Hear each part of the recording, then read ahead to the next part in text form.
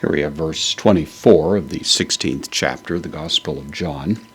Jesus has been telling his disciples that as they ask for things in his name, that they're going to be receiving them. And, of course, the lavish proportions of that promise we've barely fathomed to this day, but that's the promise that he makes to them.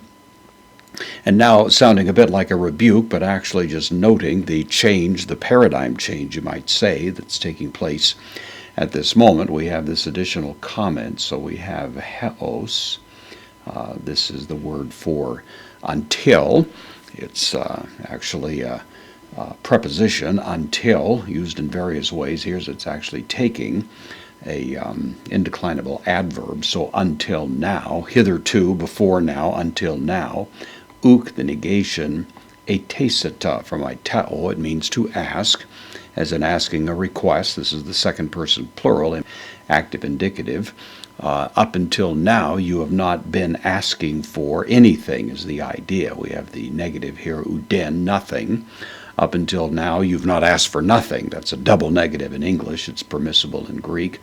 So until now, you haven't asked for anything. En, preposition with the dative, so we have the dative article with the dative word for name, onomati.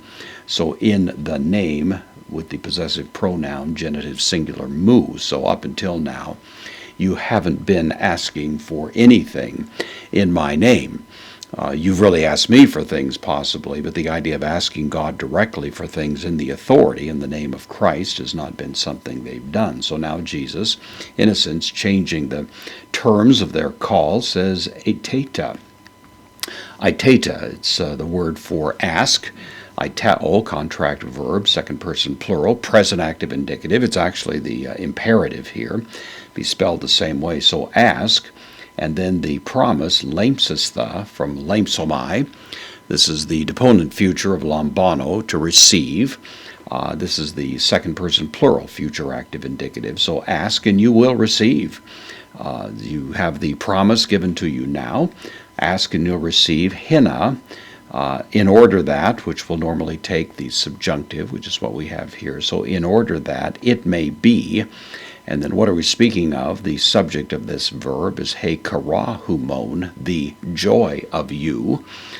Kara, the feminine noun for joy, followed by the possessive pronoun, plural, genitive. The joy of you will be complete. Pepleromene, from pleroo, it means to fill something to completion. This is the perfect. It's the passive participle, so it's going along with kara. We notice that it is here the feminine, as is kara feminine, singular, and nominative. It's a predicate nominative participle. And so what we have is the joy of you will be, and then fulfilled or complete or brought to completion is the idea. So ask in my name. Ask anything in my name, and you will receive it. Ask and you will receive is the promise, in order that your joy may be brought to its full expression. Remarkable promise to the disciples. By necessary inference, we can say it's also a promise that's given to God's people as they continue to serve him, asking for things in his name.